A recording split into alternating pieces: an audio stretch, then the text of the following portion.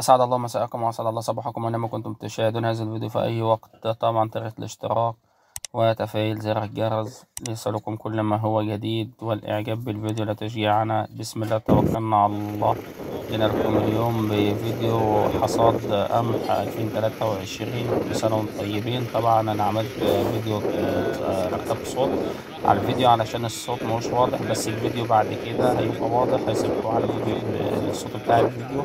طبعا عدا الله عليكم بخير. الفيديو ده يجي متأخر السنة دي، يجي في آخر السنة. طبعا الفيديو هو بنعمله لكم من أرض برج العرب. كل سنة وانتم طيبين. طبعا المشاهد القناة بتاع محمد عبد الغني الآلات الزراعية على اليوتيوب.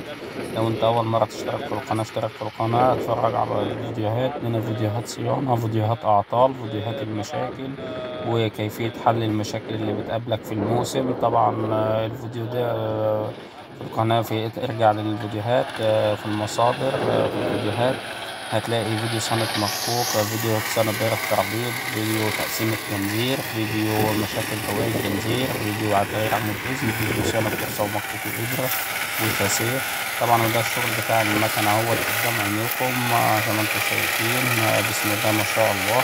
طبعا اشترك في القناة وشاهد الفيديوهات وقول لنا أي تعليق شجعنا بيه، ولو عندك اقتراح فيديو عايزنا نعمله لك جديد شوف الفيديو بتاع اكتب لنا في التعليق واحنا نعمل لكم الفيديوهات اللي انتوا طالبينها. طبعا الحمد لله على قدر الامكان قدر العملاء بتوعنا اللي شاهدوا القناة والمشتركين على القناة اتصل بينا لحل مشاكلهم والاعطال اللي عندهم وشغلناهم والحمد لله. نسيبكم بقى لصوت الفيديو الحقيقي.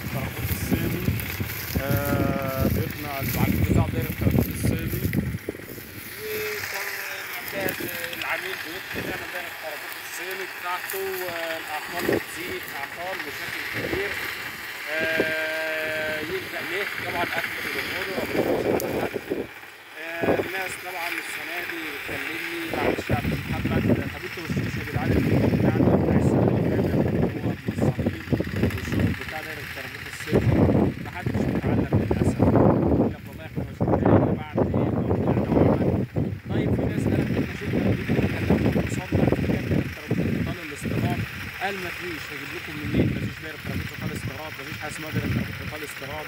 لا والله في كل حاجة، وفي ناس شغالة دايرة ترابيط انتقال استيراد معدودة على الصوابع، يعني ممكن واحد أو اتنين بالكتير. وفي ناس اتفقت مع ناس إن هي تعمل دايرة ترابيط انتقال استيراد، وللأسف في ساعة التسليم اتفاجئ إن هو دايرة ترابيط صيني. طيب يا عم فين دايرة ترابيط انتقال الاستيراد اللي احنا اتفقنا عليه؟ يا عم مش هاخد فلوسك. ما هو للأسف بقى زيادة الأسعار فتحت لي باب إن هو ينصب على اللي قدامه. الأسعار زادت، طبعا أنت دلوقتي بتتكلم مثلا في الجهاز ب60,000 جنيه، ودايرة ترابيط انتقال استيراد. دايرة ترابيط انتقال استيراد اجت الدنيا رفعت هوب انطلقت فوق في السماء. مفيش يا عم، هو ده اللي موجود. مش عاجبك خد فلوسك وتوكل على الله. وطبعا بيقولها بقلب جامد لان هو عارف ان هو هيطلع واحد مغفل، هيدخل واحد واثنين وثلاثه في المكان، وهيدخل بسعر اعلى، يعني هو كسبان. فده برضك الناس كتير وقعت في المطب ده السنه دي. طبعا نيجي نلجأ بقى للمكن الثلاثة عجل بتاعنا اللي انتوا شايفينه دلوقتي ده. المكن الثلاثة عجل ده طبعا برضه في ناس برضه، في ناس لكتت، ناس بعد ناس معدودة على الصوابع برضه. لا مش معدودة على الصوابع، هم بقوا كتير والله. عن طريق النت، عن طريق السوشيال ميديا عثروا في ناس بدأوا يقرروا. يعني في واحد كلمني قال له والله يا محمد انت كلمتني قلت لي سعرك وليكن 120,000 جنيه. فشفت واحد على صفحة في الفيسبوك كلمته من الحتة الفلانية. طبعا أنا ما أقدرش أقول أسماء حد، بس والله العظيم معايا تسجيلات للناس وبتكلمني لأن التليفون بتاعي يسجل مكالمات، ومعايا تسجيلات بأسامي الناس دي كلها. أنا الحمد لله ما بتكلمش على حد. طب المكنة بكام؟ المكنة يوم بوك خلص منه المكنة ب70,000 75,000. طبعا في فرق سعر حوالي 50,000 جنيه. ده فرق سعر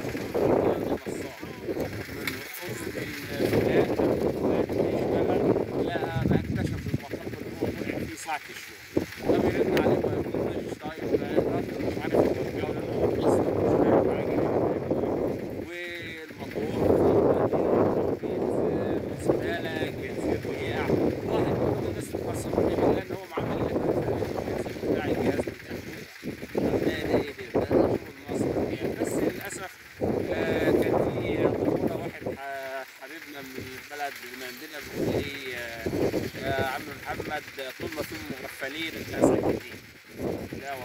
تقدم يعني حاجه تكسب في الموقف. انت اللي بتحط نفسك في الموقف، انت اللي هتضطر. في مثل بيقولوه زمان، يا استوكست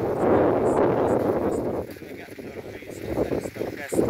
لكن انا بقول لك تعالى نعمل مكان استيراد، عندي مواتير زيت تقدر تدينه، عندي واديك السعر بتاعه. انت بتستغلى، انت اللي حطيت نفسك في الموقف ده. ناس كتير اشتكت برضه من الموضوع ده. مشاكل كتير، دايرة التربية طبعا، مشاكل في المواتير طبعا. الناس استرخصت، وده حاولي بس يعني هو يعني هو حبيبنا ده طول ما في مغفلين كتير في مساكين. وأقول لك إيه، بس إحنا الحمد لله لازم لما تيجي تشتري من حد تبقى بتشتري وأنت واثق من اللي أنت بتشتري منه، وتشوف شغله وتشوف حاجته وتشوف طبعه عاين بعينيك. بس للأسف بقى أنت بتيجي على طريق السوشيال ميديا بتشتري، يتكلم في أسعار، فلان عنده ب120، لا فلان عنده ب70، لا قلبي أبو 70 ده فرق 50,000 جنيه. لا انت كده والله، انت كده ما تنصحتش وكده ما اشتريتش، انت كده استوكست في الشراء، يعني كده انت اشتريت لنفسك الغل بمعنى اصح.